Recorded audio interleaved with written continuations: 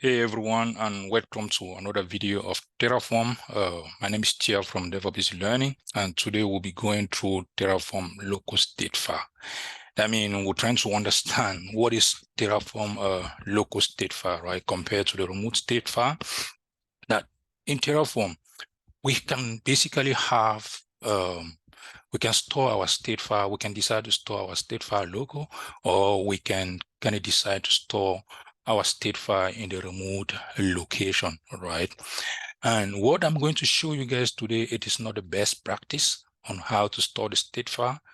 I will go ahead and do another video on how to store the state file properly in the remote location, either in AWS, where we use the AWS S3 bucket to store the state file and use the DynamoD table to go ahead and lock the state file, or where we'll kind of store our state file in Terraform Cloud. And Terraform Cloud basically have this feature of locking the state file, right?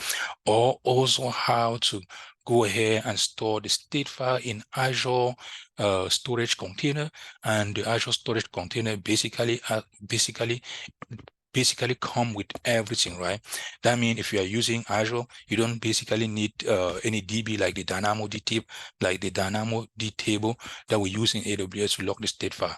Just the storage container will take care of everything. It have this capability to go ahead and store the state file, and also lock the state file, right? Please, if you are interested, let's say if you want to understand how to store the state file in Azure storage container, or how to store the state file remotely in AWS using the S3 bucket to store the state file and use a DynamoD table to lock the state file, or how to store the state file in Azure in Terraform Cloud, please let me know in the comment below, and I'll go ahead and create a videos for those three cases where we'll store the state file in Azure, and where we store the state file in Azure and also implement state locking, and also where we basically store the state file in Terraform Cloud and implement the state locking, and also another case where we store the state file in AWS S3 bucket and also implement the state locking with DynamoD table, right? That is the key of Terraform. But what we are going to do today is the basics one. How, let's say if you are playing with Terraform, right? You usually type Terraform init Terraform plan and Terraform apply. What happens is that if you don't have a remote backend setup, Terraform is going to create your state file and it's going to store that state file local. And I'm going to explain why you shouldn't store that state file local, right? And you guys will see why you should not do that.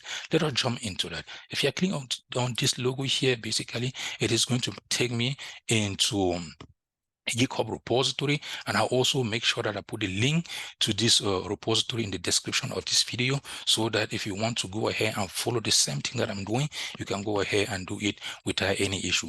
If you open this, you guys will see here that I have a basic code here that will go ahead and create just my SQL database in AWS, right? A very simple code. I did not modify everything. I basically grabbed this code from Terraform documentation, and I'm going to show you the implication of the state file, right? You see that the state file can contain sensitive information, and you don't want to store that local, right? Let me go ahead and open this thing in my VS Code, and we'll see what we can do. Now, if you copy this path, and I'll go ahead here and open my terminal. I've checked out this repository already.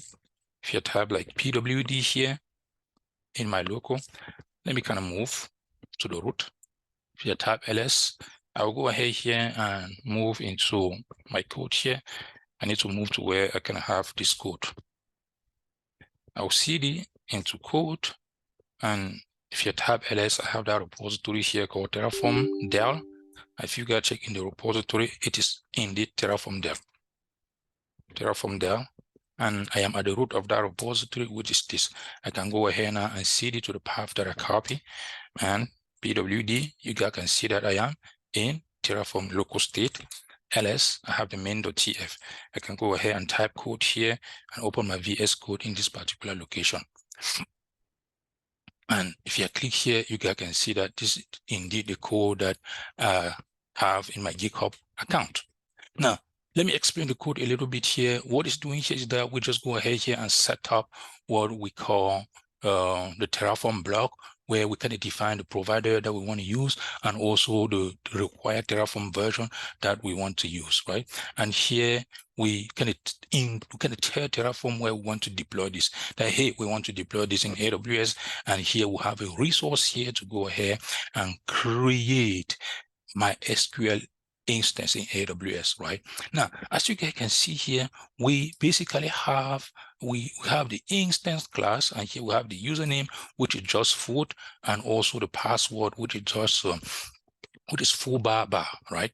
Now, this is not also a good idea. You should not, and you should never store the password of your database in the code and push it in GitHub, right? There is the proper way to handle credential in Terraform, right? Also, let me know in the description below if you want me to create a video and explain how to handle credential properly using Terraform.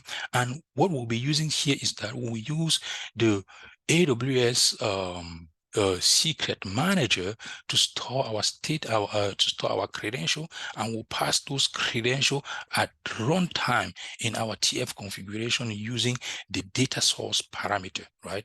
And also, if you want to know how to store the credential in Terraform Cloud, also let me know in the description below, and I'll go ahead and create another video and show you how you can securely store the password of your database in Terraform Cloud and kind of pass that in Terraform code at the runtime, so that if we don't have access to Terraform Cloud, we'll never see the password, right? And also, when you store it in Secret Manager, if somebody does not have access to that Secret Manager, he will never see the password of your database, right? Because your database, it is in the secure location. Let me know in the description video below if you guys need those videos, and I will go ahead and create those two scenarios, right? Now, if you go ahead here and kind of type the Terraform in it, as you guys can see here, we don't have, nothing is here at the moment. Like if you go to my terminal here and type ls and say -a, I don't have anything. Let me go ahead here and type Terraform in it to download, so that Terraform will go ahead and kind of download the provider, right? We kind of said that we want something in between 4. Terraform decided to download v4.67.0. And if you kind of recall it again, you guys will see now that it basically download the provider and it kind of lock that provider and it put it in the Terraform, right? And also create another directory called terraform.lock.acl, where it's basically lock the provider. And I'll go ahead and create, if you guys are really interested to understand how this lock.acl basically work and why we use this in Terraform, like in the real world, what is the implication in the real world, please let me also know in the comment below, and I'll go ahead and create another video just for that. Now, as you guys can see here, we don't have anything like a local state file. Now, if we type Terraform plan, Terraform plan, Terraform will kind of go ahead here and check the desired and the current state. Right now, we don't have anything in AWS. This is the first time that we want to kind of create this resource. What Terraform is saying here is that it will go ahead and add one resource, right? As soon as I type Terraform apply, it will start creating this database in AWS, which is going to take a while. If you type Terraform apply, it will go ahead here and launch this database in AWS. Let me type yes. And we'll go into the state file. When this is done, we'll kind of jump into a state file to see exactly what is going on in the state file, right? Now, if you open my VS Code here now, you guys will see that in this particular location, another file was created called the Terraform.state. If you click on this right now, I will not see anything because Terraform is still applying the resources, right? Now, if you click on this one, this is what we have here called the log file. It basically lock down the provider that basically that it downloaded, right? And this is basically the provider version that it basically grabbed from the Terraform registry, and this is how this is what it's going to use to kind of reach out to AWS API, right? Now, let us hold on a little bit. This might take a while here to go ahead and create the database. The database is not like an EC2 instance that is going to create it very quick. While it's doing that, we can kind of navigate to AWS console here, and I will go to RDS. I can search it here. If you don't see it here, you can just go ahead and set up RDS here, and it will show up. I'll click on that. And if you go to databases, you guys will see here that I have one here that is creating, right? I have one here, my SQL database that is creating. And this will take a while, and let us hold on a little bit. When this is done, we'll go ahead here and kind of check and see what it is in the state file. And why this is going on, let me go ahead and explain why we shouldn't use a local state file. Let me grab my Epic pen here. Let's say you are working in the organization where we have multiple team members, right? Like we have a team of 5. This is 1, 2, 3, 4, and 5. And let's say this guy here, let's say we don't have a remote state backend setup. And this guy here trigger Terraform. What happened is that Terraform will go ahead and create a state file, and he's going to put it in his local machine, right? As this state file have sensitive information, we don't want to push this state file in the GitHub repository so that this user can clone the GitHub repository, and he can go ahead also and use the same state file to type Terraform apply, which means it is only user 1 that can run Terraform within the entire company, right? And the state file will be stored in his local laptop, and it will contain all sensitive information, which is not a great idea. How can we allow all these folks here within the team to go ahead and run Terraform? That is where Terraform state backend become really, really handy, right? That means we want to make sure that we put a state file in the centralized and secure location where everybody in the team can kind of download that state file from that remote location, put it in their Terraform configuration, and when they type Terraform in it, it will go ahead and check what we have in the bucket that we set up here, download it, add it in our Terraform configuration, and use that state file now to kind of apply the resources, right? And that becomes very, very handy. And here, if we use AWS, which means if we don't give access to the proper to AWS and also to the bucket to a user will never see that state file, right? And let's say tomorrow we fire that user, he will never have any information about the state file. And if we're using Azure, it is the same thing. We can use a storage container. In Terraform Cloud, we just revoke your access also, and you won't have access no more, right? And the good thing is that the state file here is stored in the centralized location where everybody can lay his hand on and do whatever they want. And that is really, really great. That is great. Instead of instead of just storing the state file here local, you implement the state backend. Now, it's still taking time. Okay, the resource was created. Let me go ahead, and if you kind of hook over to Terraform, to AWS here, we'll see that we have my SQL available here. But let us go ahead here and see what is in the state file now. If you kind of open this state file, as you guys can see here, we have all the information here that was used, right, to basically launch the database. And if you check this, you guys will see that they basically lock the password. The password of this database, it is in this state file.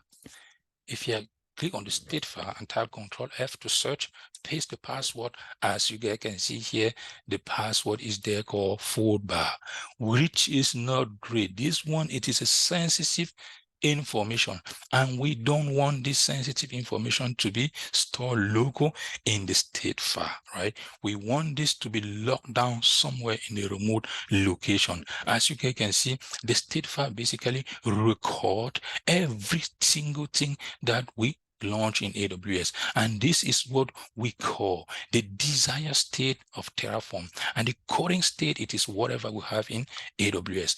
Every time that we make any modification here and we trigger Terraform, Terraform will go ahead and check our desired state to see if everything basically matches with the configuration file. If everything matches with the configuration file, it will go to AWS and also check and see if everything it is in sync. If somebody basically modify anything in AWS, it will go ahead and revert it because Terraform at that point is out of sync, right?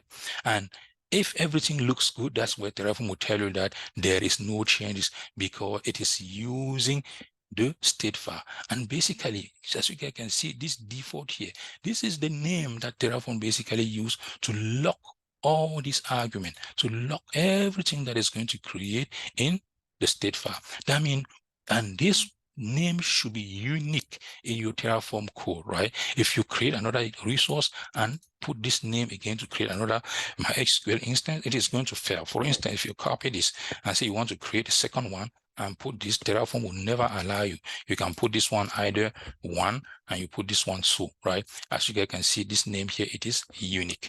Now, as we understand already what is the local state file and how can we kind of properly handle this, let us go ahead now and destroy this database. And when we would destroy it, it will also go ahead and wipe out everything that we have in the wipe out everything that we have here in the state file, and it's going to create another thing here called a state backup. Right now, we are not seeing the state backup because we haven't kind of destroyed anything. When we destroy it, will create a state backup because Terraform will just say, hey, let's say you kind of destroy this by mistake. How can you recover, right?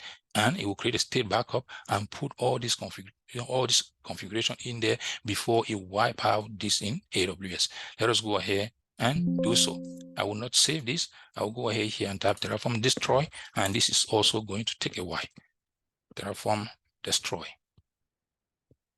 And this is going to take a while, and it will also destroy that. And when that is done, we'll go ahead and check the state file and see exactly what we have in that state file, right? You guys will see that there will not be any resource in that state file no more. I'm going to post the video here, and when this is done, I will just come back and we can move on.